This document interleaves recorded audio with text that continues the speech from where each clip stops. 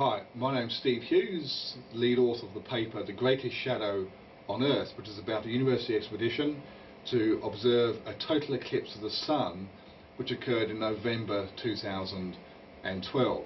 And I'm here with Gab, one of my co-authors, to discuss a particular feature of the eclipse that we noticed. So what we've got here, Gabriel, is we've got this sequence from the GoPro camera, and we notice that when totality occurs, we've got this sort of clearly curved dark region, and that's actually the intersection of the umbra with the atmosphere, because the sun and the moon are relatively low down close to the horizon, about 15 degrees above the horizon. Tell us a bit about the setup of the GoPro camera. Well, the camera was set by itself here on the beach on a little tripod. Yeah. So this is one picture every 10 seconds, and we have about a bit less than 15 pictures for the whole process.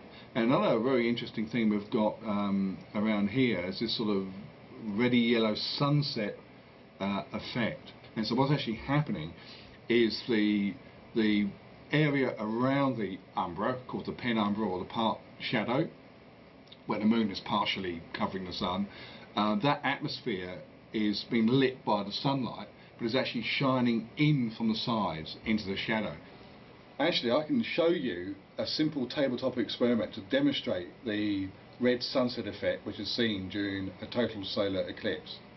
For this first experiment, I'm shining a white LED torch onto a white piece of paper. Underneath I've got a container of water containing a few drops of milk to act as sort of scattering medium, and you can see here as I shine the LED torch through the milky water, there's a clear blue kind of edge to the beam, and that's because the milky water is scattering the blue light more than the other colours.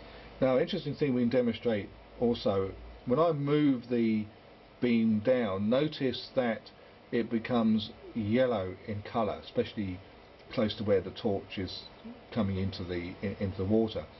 And what's happening here, the beam of light is being scattered, and it's coming up here to my eye and to the camera through several centimetres of water, analogous to what's happening during a total solar eclipse, where the atmosphere around the umbra has been illuminated by the sun, which is still shining, and that light is actually shining through quite a thickness of atmosphere towards our eyes, and so that actually creates the sunset effect, even though the sun is quite high above the horizon. Shining the LED through the length of the container of milky water, we can simulate the sunset effect. Here I've got the sun coming down towards the horizon, and the light then shines through a greater thickness of atmosphere, and the atmosphere scatters the blue light out of the way, leaving the red behind, so it's subtracted from the white light.